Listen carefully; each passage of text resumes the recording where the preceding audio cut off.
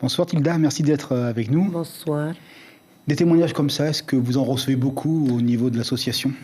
Ah oui, aussi bien au niveau de l'association du CDFF que moi-même en tant que conseillère dans les quartiers. Hein. Donc oui, c'est courant de voir ça. Il y a des quartiers qui sont oubliés parce que Nicolas Suire dit que personne ne passe dans les quartiers. Il n'y a pas de porte-à-porte qui est fait par là-haut. Ça pourrait être par manque d'agents justement au niveau social, au niveau de la DCFE. Ça peut être un manque d'agents qui devraient normalement connaître les différentes familles. Mais ça peut aussi être un manque par rapport à nous, communes, hein, de faire plus de quartiers, d'être dans la proximité.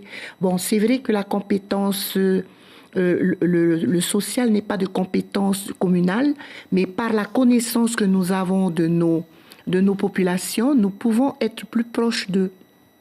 Une question, est-ce que depuis la crise, la Covid et la crise internationale qu'on connaît, est-ce que vous voyez de plus en plus de familles frapper à vos portes et surtout des gens qui se retrouvent à la rue et dont on vit uniquement avec la retraite du papa, par exemple ?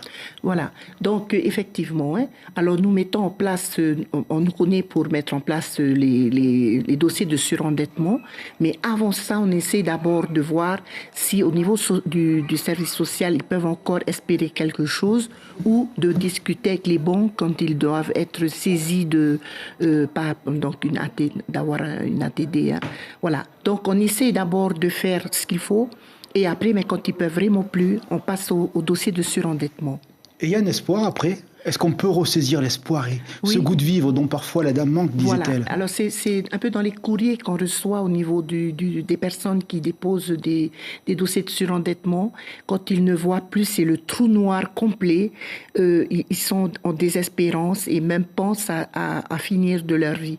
Alors, on est là à leur dire non, il y a toujours une deuxième chance. Essaye de frapper là. Allez, donne-nous ton dossier. On va essayer de le poser et après, on les appelle. Mais il faut maintenir le lien avec ces personnes. Là, c'est Noël. À quoi rêvent les gens qui sont dans une grande précarité, qui manquent de tout ?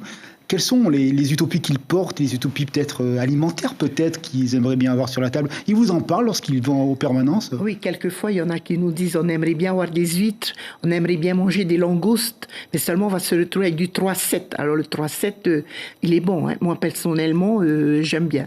Voilà. Et donc, je pense qu'il y a toujours des rêves. Mais après, il faut être un peu plus pragmatique et se dire, bon, voilà, je ne pourrai pas atteindre ça, mais si quelqu'un m'en apporte, je serai heureux.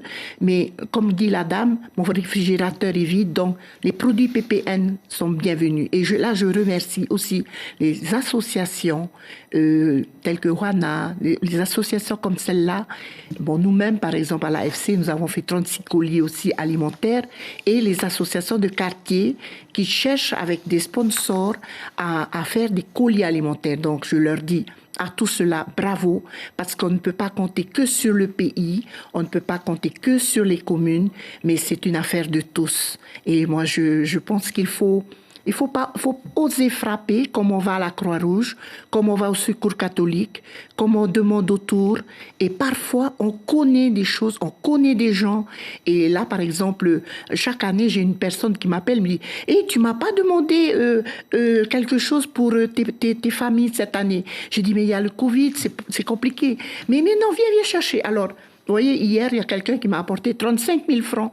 Donc, je vais... Vous voyez, c'est des choses à dire parce qu'elles le font sans vouloir être connues. Et je pense qu'il y a des personnes comme celle-là qu'il faut mettre en valeur aussi parce qu'elles sont dans le circuit de cette pauvreté. Merci beaucoup, Tilda, pour ce message de fraternité, de solidarité. Merci. Mais que tout le monde ait un bon Noël et qu'on compte beaucoup aussi sur soi pour se relever. Mais quand quelqu'un à côté, alors on dit toujours qu'ensemble on va plus loin. Et je pense que ce message de Noël, il doit être un message de solidarité. Et n'hésitez pas à apporter ce que vous pouvez autour de vous. C'est tellement du bonheur. Merci encore pour ce message fait d'espérance et belle fête pour vous et vos proches. Merci beaucoup. Merci bien.